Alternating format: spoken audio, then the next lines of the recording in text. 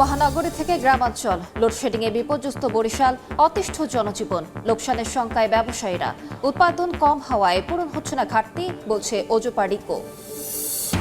আসামিকে অপহৃত সাজিয়ে 15 জনের বিরুদ্ধে মামলার অভিযোগ। কারাগারের মৃত্যুর পর বরগুনায় জানাজানি, পলাতক মামলার বাদী। প্রতিবেদন দাখিলের পর অভিযুক্তদের মুক্তির আশা। পটুয়াখালী উপকূলে নিষিদ্ধ মশারি জাল দিয়ে গলদা ও বাগদা চিংড়ির রেণু শিকার।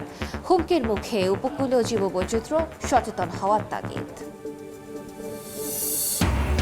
এবং নির্মাণ শেষ হওয়ার 2 বছর আগে উদ্বোধন। ঝালকাঠি সদর হাসপাতালের নতুন ভবনে নষ্টের পথে দামি সরঞ্জাম, পুরনো স্থাপনায় রোগীদের ভোগান্তি। নভেম্বরে চালুর আশ্বাস।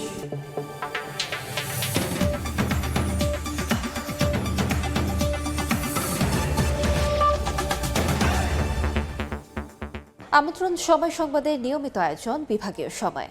থাকছি সপ্তাহে 7 দিন ভিন্ন ভিন্ন বিভাগের সংবাদ নিয়ে। আজ থাকছে বরিশাল, সঙ্গে আছি আমি আলিশা ইসলাম। চাহিদার তুলনায় সরবরাহ থেকে নেমে আসায় লোডশেডিংয়ে বিপর্যস্ত বরিশালবাসী। দিনে রাতে ঘণ্টার পর ঘণ্টা বিদ্যুৎহীন থাকছে বেশিরভাগ এলাকা। বিদ্যুৎ বিভাগ বলছে, চাহিদার তুলনায় সরবরাহ থেকে নেমে আসায় এমন পরিস্থিতি তৈরি হয়েছে। লোডশেডিং বেড়ে যাওয়ায় শিক্ষা, শিল্প, কারখানা সহ অতিষ্ঠ হয়ে উঠেছে জনজীবন। সুজয় দাসের ছবিতে অপূর্ব রিপোর্ট।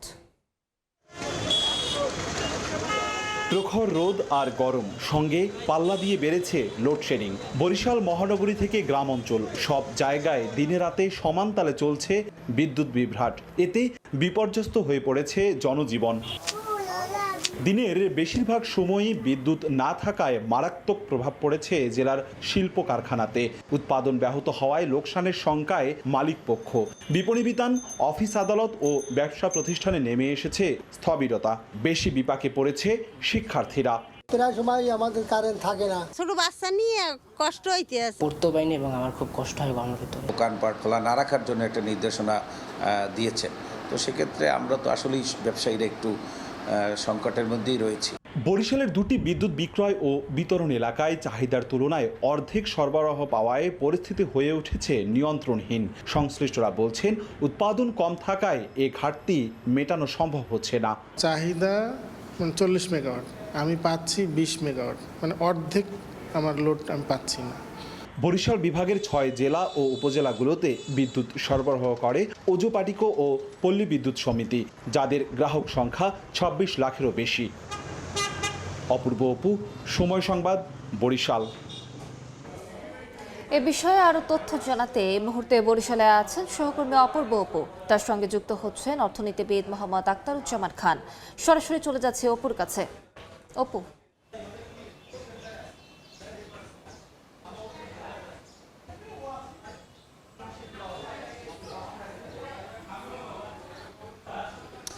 গেল বেশ কিছুদিন পর্যন্তই বরিশালের দিনে কিংবা রাতে নিয়ম করেই যেন বিদ্যুৎহীন থাকছে মানুষ। এখানকার জনজীবন বিপর্যস্ত হয়ে পড়েছে। আমরা বিস্তারিত কথা জানতে চাই, আমার সাথে যুক্ত করে নিতে চাই বরিশালের বিশিষ্ট অর্থনীতিবিদ, বাংলাদেশ অর্থনীতি সমিতির আজীবন সদস্য মোহাম্মদ আখতারুজ্জামান স্যার।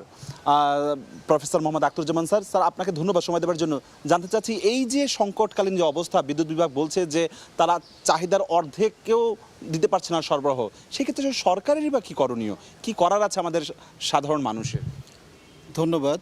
বিদ্যুৎ একটা অর্থনীতির একটি মৌলিক শক্তি এবং একটা অর্থনীতির উৎপাদন, ভোগ এবং অর্থনৈতিক, সামাজিক সমস্ত প্রক্রিয়ার ভেতরে বিদ্যুৎ আমাদের মৌলিক নিয়ামক।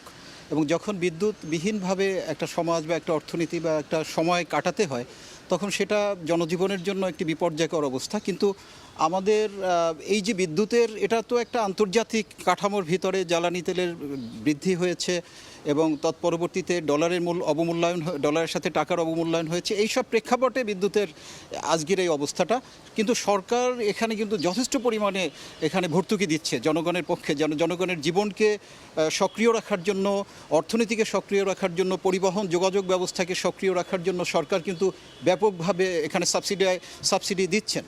তো আমি যে প্রশ্নটি এসছে যে আমরা কি করতে পারি, বিদ্যমান বাস্তবতায় যেতটুকু মানে আমাদের চাহিদা, তার চেয়ে আমাদের যোগান যেহেতু কম, এই ক্ষেত্রে আমি মনে করি যে এখানে কতগুলো পদক্ষেপ নেওয়া দরকার। এটা স্বল্পমেয়াদী, মধ্যমেয়াদী এবং দীর্ঘমেয়াদী।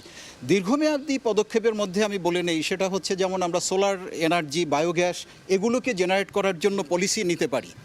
আর মধ্যমেয়াদী হলো যে আমরা যে এই যে বিদ্যুতের যে ব্যবস্থাগুলো আছে সেই ব্যবস্থাগুলোকে আমরা সরকার এখানে যথেষ্টভাবে পলিসি মেকিংয়ের জায়গাতে কাজ করতে পারে এবং জনসচেতনতা বৃদ্ধি করা, বিদ্যুতের সাশ্রয়ী ব্যবহার করা, আমাদের অবৈধ যে বিদ্যুৎ সংযোগগুলো আছে, আমাদের যে ইয়েগুলো আছে।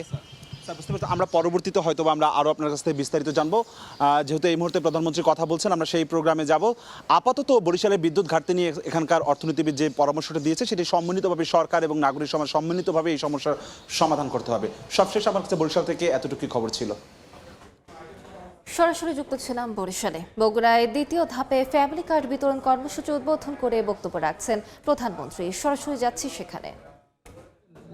নারীরা যাতে স্বাবলম্বী হতে পারে, অর্থাৎ আপনার সন্তান বা আপনার ছোট্ট একটা কিছু কিনতে ইচ্ছা করলো, একটা লাল জামা দেখলেন, একটা লাল শাড়ি দেখলেন, একটু চিপস খাইতে চাইলেন বা এই ধরনের প্রয়োজনীয় জিনিস আপনি যাতে নিজে সেটা ক্রয় করতে পারেন। আপনার সন্তানকে কিছু খেতে দেবার ইচ্ছে হলো, নিজে যাতে আপনি সন্তানের জন্য সেটা কিনতে পারেন। আপনার সন্তান একটা বই দেখলো, সেই বইটা সে কিনতে চাইলো, আপনি নিজে যাতে সেটা কিনে দিতে পারেন।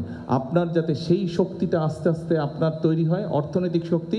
সেজন্যই আমরা এই ফ্যামিলি কার্ড নারীদের কাছে পৌঁছে দিতে চাই। পুরুষদের জন্য আমরা অনেক পরিকল্পনা গ্রহণ করেছি, সেগুলা পুরুষ ভাইদের জন্য সেটা ধীরে ধীরে আমরা করব ইনশাল্লাহ।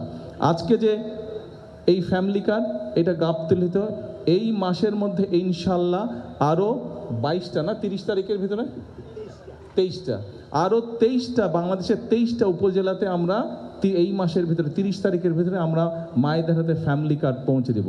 এবং ইনশাল্লাহ আগামী 5 বছরের মধ্যে আমরা দেশে প্রায় 4 কোটি পরিবার আছে, আমরা চেষ্টা করব ম্যাক্সিমাম পরিবারের মায়েদের কাছে, গৃহিণীদের কাছে, নারী প্রধান যে আছে পরিবার, তার কাছে এই ফ্যামিলি কার্ড আমরা পৌঁছে দেওয়ার চেষ্টা করব ইনশাল্লাহ আগামী 5 বছরের মধ্যে। অনেকে অনেক কথা বলতে পারে, এত টাকা কোত্থেকে আসবে, কি আসবে না আসবে, অনেকে অনেক কথা বলতে পারে।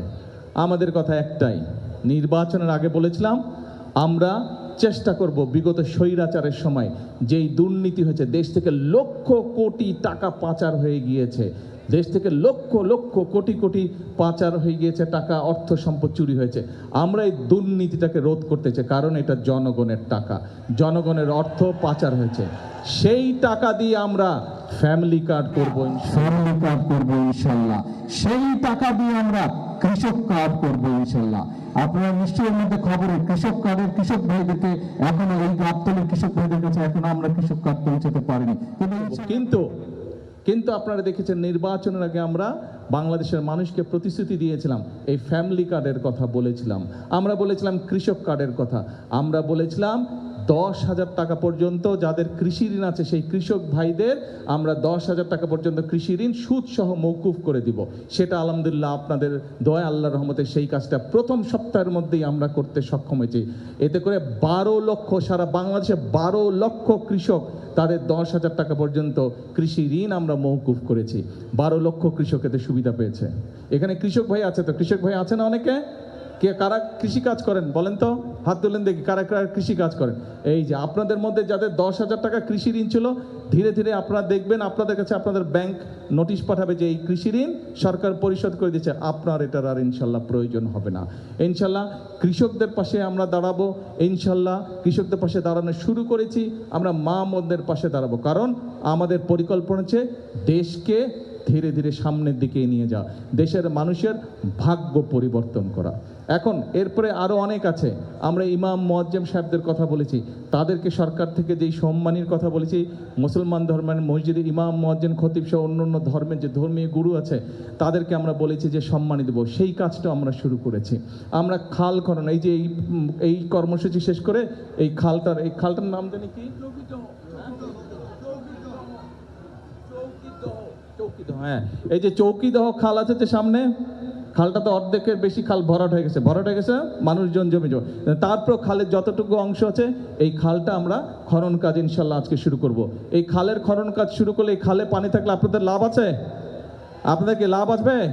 খালে পানি আসলে, খালে পানি থাকলে লাভ হবে? এলাকার মানুষের কি লাভ হবে? আচ্ছা, তো এইরকম সারা বাংলাদেশে আমরা খাল খনন খানাবো। অর্থাৎ আমাদের যে পরিকল্পনা আগামী 5 বছরের পরিকল্পনার অধিকাংশ পরিকল্পনা হচ্ছে গ্রামের মানুষকে ঘিরে, যেখানে বাংলাদেশের 70% জনসংখ্যার 70% মানুষ গ্রামে বাস করে। এই মানুষগুলোকে ঘিরে আমরা বিভিন্ন পরিকল্পনা গ্রহণ করেছি। এই যে দেখেন আজকে একটু আগে হাসপাতালে, এই যে পাশে যে ছোট্ট হাসপাতালটা আছে, এই হাসপাতালে আমরা বাচ্চাদেরকে হাম আর রুবেলার ভ্যাকসিনেশন আমরা দিয়েছি, ইনজেকশন আমরা দিয়েছি, টিকা দিয়েছি। কেন? আমরা দেখেছি গত স্বৈরাচার, যেই স্বৈরাচারকে 5ই আগস্ট এই বাংলাদেশের জনগণ বিদায় করে দিয়েছে, খেদিয়ে দিয়েছে এই দেশ থেকে, যারা পালিয়ে গেছে, ওদের সময়ও আমরা দেখেছি যে এই বাচ্চাদের জন্য, এই অসুখের জন্য যে টিকা লাগে, ওষুধ লাগে, সেটা তারা বিদেশ থেকে আনে নাই। একই সাথে তারপরে 5 তারিখে যেই সরকার আসলো, 5 তারিখে যেই সরকার আসলো, সেই সরকারও প্রায় 1.5 বছর ক্ষমতা ছিল, তারাও বাচ্চাদের কথা চিন্তা করেনি, তারাও এই ওষুধটা আনেনি। ফলে মধ্যখান দিয়ে কী হলো, এই অসুখটা যখন শুরু হলো, দুর্ভাগ্যজনকভাবে অনেকগুলো শিশু প্রাণ হারালো। অর্থাৎ কিছু মানুষের গাফিলতির কারণে বাংলাদেশের বেশ অনেকগুলো শিশু আজ প্রাণ হারিয়েছে। আর যাতে শিশু প্রাণ না হারাতে পারে কোনো শিশু, সেই জন্য তাড়াতাড়ি আমরা বিদেশ থেকে এই ওষুধটা এনেছি। ওষুধটা এনে এখন 2 কোটি, সারা দেশের 2 কোটি বাচ্চাকে আমরা এই টিকাটা দিব, যাতে করে বাচ্চারা সুস্থ থাকে, যাতে করে এই অসুখ না হয়, যাতে করে মায়েদের টেনশন না হয়, যাতে করে বাবাদের টেনশন না হয়। ইনশাল্লাহ সেই কাজ আমরা করব। এখন আসেন, বক্তৃতা দিলে তো অনেক হচ্ছে, বিকালে আবার আরেকটা জনসভা আছে, ওখানেও বক্তৃতা দিতে হবে। হ্যাঁ, কি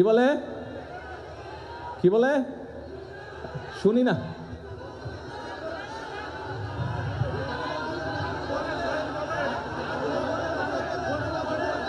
ও 2 ঘন্টা বলবো? আরে খিদা পাইছে তো আমার, বাপের বাড়িতে খাইতে দিবেন না নাকি? বাড়িতে নামাজ বাকি, খাওয়া বাকি, ওই জনসভা বাকি, খালকাটা বাকি, সব বাকি, আবার ঢাকা যেতে হবে। আসবো বলবো, কথা বলবো, বসেন, উত্তেজন। এখন এই যে আপনাদের নতুন এমপি মিল্টন অনেকগুলো দফা দিয়েছে, রোকন চেয়ারম্যান অনেকগুলো দাবি দেওয়া দিয়েছে এলাকার। আমি জানি এলাকার অনেক দাবি দেওয়া আছে, গত প্রায় 1 যুগেরও বেশি সময় ধরে কোনো কাজ কাম হয় নাই। আমি নির্বাচনের সময় বিভিন্ন এলাকায় গেছি, বাংলাদেশের প্রত্যেক এলাকায় এই কমপ্লেন পেয়েছি আমি সাধারণ মানুষের কাছে। রাস্তাঘাট হয় নাই, স্কুল কলেজ হয় নাই, ব্রিজ কালভার্ট হয় নাই, স্কুল ভাঙ্গা পড়া, হাসপাতালে ডাক্তার নাই, ওষুধ নাই। এই সমস্যাগুলো যেখানেই গেছি নির্বাচনের সময় মানুষজন এই কমপ্লেনগুলো, এই অভিযোগগুলো দিয়েছে। এখন আপনারা এই যে ধনুর যেটা রাস্তা বলেন, এখান দিয়ে সামনে দিয়ে যে ধনুটে গেছে রাস্তাটা, এই রাস্তার কাজ নিশ্চয়ই আপনাদের অনেকে যারা ইয়াং তাদের হয়তো মনে নাই, কিন্তু একটু যাদের বয়স আছে, যাদের এখন বয়স 45, 40, 45, 50 বছর বয়স, আপনাদের কিন্তু খেয়াল আছে এই রাস্তার কাজ আজকে থেকে প্রায় 20 বছর আগে কিন্তু করে গিয়েছিলাম আমি। রাস্তাটা চিকন, কিন্তু রাস্তার কাজ শুরু হয়ে গেছিলো, সেই ধনুটের ভিতর দিয়ে চলে গিয়েছিল রাস্তার কাজ। এই রাস্তার কাজ ইনশাল্লাহ, কিন্তু এখানে 4 লেন করার মতন গাড়ি ঘোড়া চলে না, এত গাড়ি ঘোড়া চলে না। আমরা রাস্তাটাকে যাতে আরেকটু বড় করা যায়, যাতে দুর্ঘটনা না ঘটে, মানুষ যাতে নির্বিঘ্নে যেতে পারে, সেভাবে আমরা করব। কারণ যেখানে 4 লেন প্রয়োজন নাই, সেখানে যদি আমরা 4 লেন করি, রাষ্ট্রের অর্থ নষ্ট হয়। ঠিক আছে না? সব কিছু করতে তো পয়সা লাগে, এবং এই পয়সাটা কার? এ ভাই চুপ করতে হবে, নাহলে তোরা এক বক্তব্য দে আমি যাই। হ্যাঁ, তোরা এক বক্তব্য দে আমি যাই, চুপ। সরাসরি যুক্ত ছিলাম বগুড়ায়, বক্তব্য রাখছিলেন প্রধানমন্ত্রী তারেক রহমান। তার বক্তব্যের বাকি অংশ দেখতে ভিজিট করুন সময় টিভির ফেসবুক পেজে। বিভাগীয় সময় আরও থাকছে। আলু নিয়ে চরম দুশ্চিন্তায় বরগুনার চাষিরা। হিমাগার না থাকায় পানির দামে বিক্রি করতে বাধ্য হচ্ছেন সিন্ডিকেটের কাছে, খরচ তুলতে হিমশিম অবস্থা কৃষকের। সমুদ্রে চলছে মাছ শিকারের 58 দিনের সরকারি নিষেধাজ্ঞা। বেকার হয়ে মানবেতর জীবনযাপন করছেন জেলেরা, এখনও পাননি সরকারি খাদ্য সহায়তা। এ মুহূর্তে পটুয়াখালীর মহিপুর মৎস্য বন্দরে আছেন সহকর্মী শিকদার জাবির হোসেন। সরাসরি চলে যাচ্ছি তার কাছে। জাবির, ইলিশ শিকারে 58 দিনের যে নিষেধাজ্ঞা জারি হয়েছিল, সেই নিষেধাজ্ঞার আজ 5ম দিন, অর্থাৎ এখনও পর্যন্ত কিন্তু সরকারি যে খাদ্য সহায়তা সেটি জেলেদের দোরগোড়ায় পৌঁছায়নি, যার ফলে বেকার জেলেদের মধ্যে এখন একটা হতাশা বিরাজ করছে এবং জেলে পরিবারের সদস্যরা তারা কিন্তু এখন অনেকটা খেয়ে না খেয়ে দিন পার করছেন। আমরা দেখেছি যে প্রতি বছর ইলিশ শিকারে 58 দিনের নিষেধাজ্ঞা দিয়ে থাকে সরকার, অর্থাৎ সমুদ্রে যাতে ইলিশের প্রজনন নিরাপদ হয় এবং মৎস্য সম্পদ বৃদ্ধি হয় সে লক্ষ্যেই কিন্তু সরকার নিষেধাজ্ঞা কার্যকর করে থাকে। এবছরও সেই নিষেধাজ্ঞা 15 এপ্রিল থেকে শুরু হয়েছে, কিন্তু নিষেধাজ্ঞা চলাকালে সরকারের পক্ষ থেকে যে সহযোগিতা দেওয়ার কথা সেটি কিন্তু এখনও জেলেদের কাছে পৌঁছায়নি। জেলেরা এই মুহূর্তে আমরা দেখতে পাচ্ছি, কিন্তু এই মুহূর্তে যে জায়গাটিতে রয়েছি পটুয়াখালীর আলিপুর মহিপুর মৎস্য অবতরণ কেন্দ্রে, এই মৎস্য অবতরণ কেন্দ্রের দুই পাশে হাজার হাজার জেলে ট্রলার ঘাটে নোঙর করা আছে। এই জেলে ট্রলারগুলো সমুদ্রে মাছ শিকার করতে পারছে না। এই জেলে ট্রলারের সঙ্গে সংশ্লিষ্ট যারা ব্যবসায়ীরা রয়েছে তারাও কিন্তু এই মুহূর্তে বেকার রয়েছেন, অর্থাৎ উপকূলের হাজার হাজার মানুষ এই মুহূর্তে বেকার রয়েছেন, যাদের কর্মসংস্থান নেই। কর্মসংস্থানহীন মানুষরা কিন্তু তাদের পরিবার পরিজন নিয়ে দুর্বিষহ দিন পার করছেন। তারা বলছেন যে নিষেধাজ্ঞার আগ মুহূর্তেও তারা ঠিকভাবে মাছ শিকার করতে পারেনি জ্বালানি সংকটের কারণে। এর ফলে কিন্তু তাদের মধ্যে বড় একটা হতাশার সৃষ্টি হয়েছে, যেহেতু তারা দীর্ঘদিন ধরে মাছ শিকারের থেকে বাইরে রয়েছেন, যার ফলে কিন্তু তারা আসলে পরিবার পরিজন নিয়ে খুবই কষ্টে দিন কাটাচ্ছেন। এখানে আমরা দেখেছি যে জেলেরা এখানে বেকার সময়ে কেউ জাল সেলাই করছেন, আবার কেউ জাল মেরামত করছেন, এভাবে বিভিন্নভাবে তারা বেকার সময়টা কাটাচ্ছেন। তারা বলছেন যে নিষেধাজ্ঞার এই শুরুর দিকে যদি তাদের সরকারের পক্ষ থেকে যে সহায়তাটা সেটি দেওয়া হয় সেক্ষেত্রে তারা আসলে পরিবার পরিজন নিয়ে কিছুটা হলেও তাদের যে দুর্ভোগ সেটি আসলে কমাতে পারবেন। আর যদি এই নিষেধাজ্ঞার চালটা শেষ সময়ে দেওয়া হয় সেক্ষেত্রে কিন্তু জেলেদের কোনো কাজে আসবে না। নিষেধাজ্ঞাকালীন সময়ে প্রতি মাসে জেলেদেরকে 40 কেজি করে চাল দেওয়ার কথা রয়েছে, সেটি কিছুদিন পর বিতরণ করা হবে, সেটি জেলা মৎস্য বিভাগের পক্ষ থেকে জানানো হয়েছে। তো এতটুকুই ছিল আমার কাছে পটুয়াখালীর মৎস্য বন্দর থেকে সব শেষ। সরাসরি যুক্ত ছিলাম পটুয়াখালীতে। চোরের মামলায় ঢাকার কেন্দ্রীয় কারাগারে বন্দী হন বরগুনার কামরুল হাসান। বিষয়টি গ্রামে কেউ না জানার সুযোগে অপহরণের অভিযোগ তুলে 15 জনের বিরুদ্ধে মামলা করেন তার ভাই। গেল 1 এপ্রিল কামরুল চিকিৎসাধীন অবস্থায় মারা গেলে 3 এপ্রিল দাফন সম্পন্ন হয় গ্রামে। বিষয়টি জানাজানি হলে পালিয়ে যায় তার ভাই। এদিকে অপহরণ মামলা নিষ্পত্তির পাশাপাশি বাদীর শাস্তির দাবি করেছেন আসামিরা। রুবেল হোসেনের ছবিতে সাইফুল মিরাজের রিপোর্ট। 2025 সালের 7 অক্টোবর একটি চুরির মামলায় ঢাকা কেন্দ্রীয় কারাগারে বন্দী হন বরগুনা সদর উপজেলার বাসিন্দা কামরুল হাসান। ওই দিনই তার পরিবার 3 অক্টোবর নিখোঁজ দাবি করে ঢাকার খিলগাঁও থানায় সাধারণ ডায়েরি করে। তাকে অপহরণ করা হয়েছে এমন দাবি করে 21 ডিসেম্বর বরগুনার সিনিয়র জুডিশিয়াল ম্যাজিস্ট্রেট আদালতে 15 জনের বিরুদ্ধে মামলা করে তার ভাই আলাউদ্দিন। চলতি বছরের 1 এপ্রিল কারাগারে অসুস্থ হয়ে পড়লে চিকিৎসাধীন অবস্থায় মারা যান কামরুল। পরে তার লাশ গ্রামের বাড়িতে পাঠানো হলে পুরো বিষয়টি জানাজানি হয়। এদিকে অপহরণ মামলা হওয়ার পর থেকে পালিয়ে বেড়াচ্ছেন 15 আসামি। তাদের দাবি পূর্বশত্রুতার জেরে তাদের সাজানো মামলায় ফাঁসানো হয়েছে। মামলা নিষ্পত্তির পাশাপাশি অপহরণ মামলার বাদীর শাস্তির দাবি তাদের। আমারে আর আমার চাচা উমর আলী প্রতিবন্ধী হ্যারো গম মামলা দিয়েছে ঢাকা বর্তমানে হাসপাতালে গম মামলা দিয়ে দিয়েছে। আমরা তো ঘরে ঘুমাইতেও পারি ঠিক মতো, টাকা পয়সাও গেছে আমাকে। আমি যে মহিলা মানুষ, আমার যে মামলা দিয়েছে কিসের জন্য দিয়েছে আমি জানিও না। 3 এপ্রিল দাফনের জন্য কামরুলের মরদেহ বাড়িতে নিয়ে আসলে সেখানে জড়ো হন অপহরণ মামলার আসামিরা। এরপর থেকেই তোপের মুখে গা ঢাকা দেন মামলার বাদী আলাউদ্দিন। আমরা তো কেস মামলা আমি সম্পর্কে কিছু বুঝিই না, এবার কইছি তুই একটা এরকম একটা মামলা কর। এ বিষয়ে ক্যামেরার সামনে কথা বলতে রাজি হননি অপহরণ মামলার তদন্তকারী কর্মকর্তা। তদন্ত প্রতিবেদন দাখিল করলে অভিযুক্তরা মুক্তি পাবেন বলে আশা রাষ্ট্রপক্ষের কৌশলীর। যদি আইও মনে করে যে মামলা তদন্তকালীন যদি দেখে যে বাদী মিথ্যা মামলা করছে, তাহলে সে বাদীর বিরুদ্ধে ব্যবস্থা নেওয়ার জন্য সেইভাবে সুপারিশ করতে পারে। গত বছর 21 ডিসেম্বর বরগুনার আদালত সিআইডিকে অপহরণ মামলার তদন্তের আদেশ দেন। সাইফুল মিরাজ, সময় সংবাদ, বরগুনা। বিভাগীয় সময় আরও থাকছে। কম খরচে লাভ বেশি, বরিশালে জনপ্রিয় হচ্ছে সয়াবিন চাষ। গত অর্থ বছরের চেয়ে আবাদ বেড়েছে 23%, সহযোগিতা করছে কৃষি বিভাগ। উদ্বোধনের 2 বছর পরও চালু হয়নি ঝালকাঠির 250 শয্যার হাসপাতালের 9তলা নতুন ভবন। এতে ক্ষোভ প্রকাশ করেছেন সেবা প্রত্যাশীরা। সদর হাসপাতালে 250 শয্যা বিশিষ্ট নির্মাণাধীন নতুন 9তলা ভবন, অথচ কাজ শেষ হওয়ার আগেই 2023 সালের অক্টোবর মাসে ভবনটি উদ্বোধন করা হয়, কিন্তু নানা সংকট দেখিয়ে এখনও চালু হয়নি হাসপাতাল। এতে চিকিৎসা সেবায় ভোগান্তি শেষ হয়নি দক্ষিণের এ জেলায়। আধুনিক যন্ত্রপাতি থাকলেও জটিল রোগে চিকিৎসার জন্য যেতে হচ্ছে বিভাগীয় শহর বরিশালে। যদিও কর্তৃপক্ষ বলছে সব কাজ প্রায় শেষ, শিগগিরই চালু হবে হাসপাতাল। বরিশালে ধানের বদলে জনপ্রিয় হয়ে উঠেছে অর্থকরী ফসল সয়াবিন চাষ। উৎপাদন খরচ কম ও লাভজনক হওয়ায় সয়াবিন উৎপাদনে ঝুঁকছেন কৃষকেরা। ফলে আবাদ বেড়েছে গত অর্থ বছরের চেয়ে 23%। চলতি মৌসুমে বরিশাল বিভাগের 6 জেলায় করা হচ্ছে সয়াবিন চাষ। এতে ফিকে ইরি, বোরো ও রবি ফসলের মাঠ।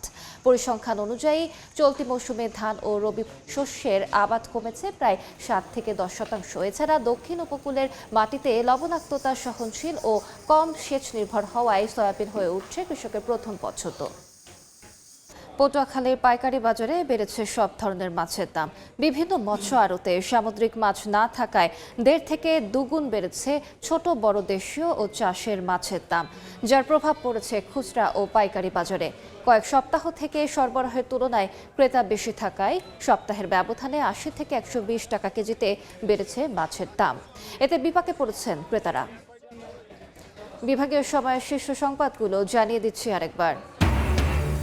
মহানগরী থেকে গ্রামাঞ্চল, লোডশেডিংয়ে বিপর্যস্ত বরিশাল, অতিষ্ঠ জনজীবন, লোকসানের শঙ্কায় ব্যবসায়ীরা। উৎপাদন কম হওয়ায় পূরণ হচ্ছে না ঘাটতি, বলছে ওজো পাডিকো। আসামিকে অপহৃত সাজিয়ে 15 জনের বিরুদ্ধে মামলার অভিযোগ। কারাগারে মৃত্যুর পর বরগুনায় জানাজানি, পলাতক মামলার বাদী। প্রতিবেদন দাখিলের পর অভিযুক্তদের মুক্তির আশা। এবং পটুয়াখালী উপকূলে নিষিদ্ধ মশারি জাল দিয়ে অবাধে শিকার করা হচ্ছে গলদা ও বাগদা চিংড়ির রেণু। মারাত্মক হুমকির মুখে উপকূলীয় জীববৈচিত্র্য, সচেতনতা তৈরির তাগিদ।